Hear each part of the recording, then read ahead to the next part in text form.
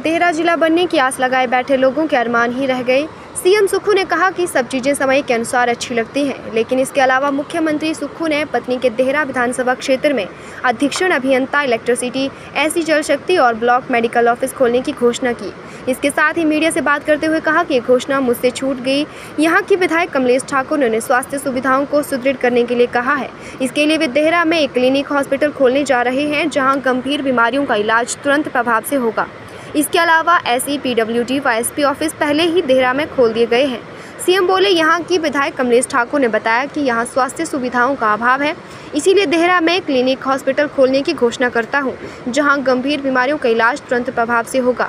हिमाचल के सीएम सुखविंदर सिंह सुक्खू ने स्वतंत्रता दिवस पर कांगड़ा जिला के देहरा में झंडा फहराया और उसके साथ ही उनकी पत्नी विधायक कमलेश ठाकुर भी मौजूद रहीं। कमलेश ठाकुर ने देहरा से ही विधायक हैं। इस दौरान मुख्यमंत्री ने 75 साल से ज़्यादा उम्र के सभी पेंशनरों का एरियर एक मुश्त चुकता करने की घोषणा की। इससे राज्य के विभिन्न विभागों से रिटायर्ड लगभग 30,000 पेंशनर लाभान्वित होंगे। मुख्यमंत्री ने कहा, दूसरे कर्मचारियों व पेंशनर का एरियर भी चरणबद्ध ढंग से चुकता किया जाएगा। प्रदेश में कर्मचारियों और पेंशनरों का नए वेतनमान का एरियर 1 जनवरी 2016 से तय है, मगर खजाना खाली होने की वजह से सरकार इसका भुगतान नहीं कर पा रही है। सरकार पर कर्मचारियों पेंशनरों की 10,000 करोड़ से ज़्यादा की देनदारी है। पूर्व सरकार ने चुनावी साल में नया वेतनमान तो दे दिया था, लेकिन जनवरी 2016 से एरियर का भुगतान नहीं किया है।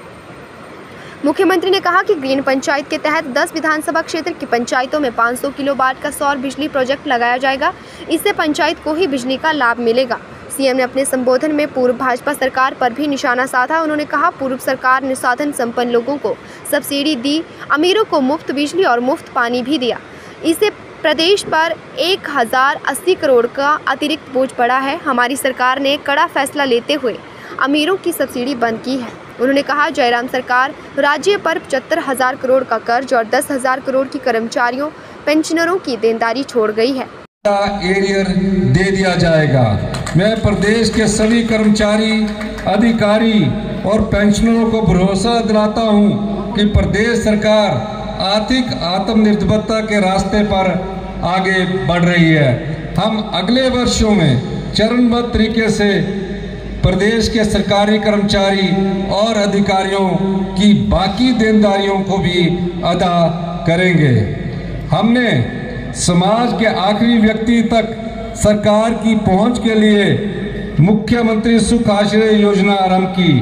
अब इसका दायरा बढ़ाते हुए मुख्यमंत्री सुख शिक्षा योजना आरंभ की है।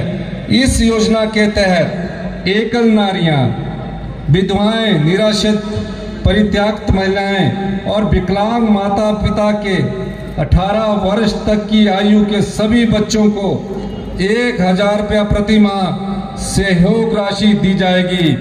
इन्हीं बच्चों को 18 से 27 वर्ष की उम्र तक प्रदेश के अंदर सरकारी शिक्षा संस्थानों में, जिनमें IIT, IIM और मेडिकल कॉलेज शामिल है, PhD तक मुफ्त शिक्षा दी जाएगी।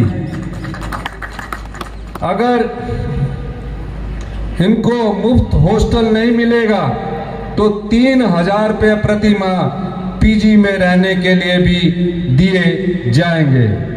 पौंग विस्थापितों को मालिकाना हक दिलवाने के लिए उनके क्लेम्स फॉरेस्ट राइट एक्ट के तहत सेटल किए जाएंगे। आबकारी और कराधान विभाग से जुड़े पेंडिंग टैक्स केसेस को निपटाने के लिए मैं एक योजना लाने की घोषणा करता हूं। इसके तहत जीएसटी लागू होने से पहले के 10 से 15,000 लेगेसी केसेस का समाधान होगा और लोगों को अदालती झंझट से निजात मिलेगी। मैं देहरा की जनता का भी धन्यवाद करना चाहता हूं कि पिछले उपचुनाव में आपने यहां से कांग्रेस के विधायक को चुनकर भेजा। इस अवसर पर मैं देहरा में ऐसी इलेक्ट्रिसिटी, ऐसी जल शक्ति और देहरा में ब्लॉक मेडिकल ऑफिस खोलने की घोषणा करता हूं। मैं 500 किलोवाट क्षमता की 10 ग्राम पंचायतों में विभिन्न विधानसभा क्षेत्र में सौर प्रोजेक्ट लगाने की भी घोषणा करता हूं। अंत में मैं एक बार फिर आपको स्वतंत्रता दिवस की और मेरी ओर से बहुत बहुत बधाई। जय हिंद, जय हिमाचल।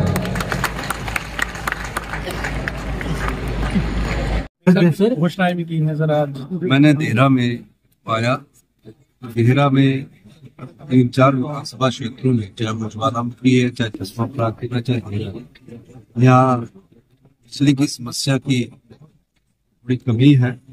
तो यहाँ SC सर्कल बिजली का खोलने की हमने घोषणा की है। और दूसरा IPH का पानी के लिए भी स्वच्छ जल मिले, SC ऑफिस IPH की खोलने की घोषणा की। और देहरा का अपना BMO ब्लॉक मेडिकल ऑफिसर्स नहीं था, उसको भी खोलने की घोषणा की है। एक घोषणा में और करना चाहता हूँ, मैंने वहां नहीं की, कि देहरा में जो हॉस्पिटल्स की, मुझे यहाँ के विधायिका कमलेश ठाकुर ने बताया कि यहाँ की स्थिति ठीक नहीं है। यहाँ जल्दी ही एक क्लिनिकल एक हॉस्पिटल्स का निर्माण किया जाएगा, जहाँ जो बीमारियां होती है उसका तुरंत प्रभाव से इलाज कर दिया जाए। निश्चित तौर पर स्वास्थ्य के क्षेत्र में भी हमारे देहरा के जो आसपास के क्षेत्र हैं विकास किया जाएगा। ये आज तो पहला प्रोग्राम है, और इसके बाद जब हमारी बैठक होगी, आज मैंने शाम को देहरा के अधिकारियों की बैठक बनाई है, इसके आधार पर हम आगे कैसे देहरा, ज्वालामुखी और जसपा प्रांत के विकास को बढ़ाना चाहिए, साथ लगते चिंतपूर्ण क्षेत्र पे उसमें हम आगे बढ़े। सामने आ रही थी, क्या कहेंगे उसको लेकर? देखिए, सब चीजें समय के अनुसार अच्छी लगती है।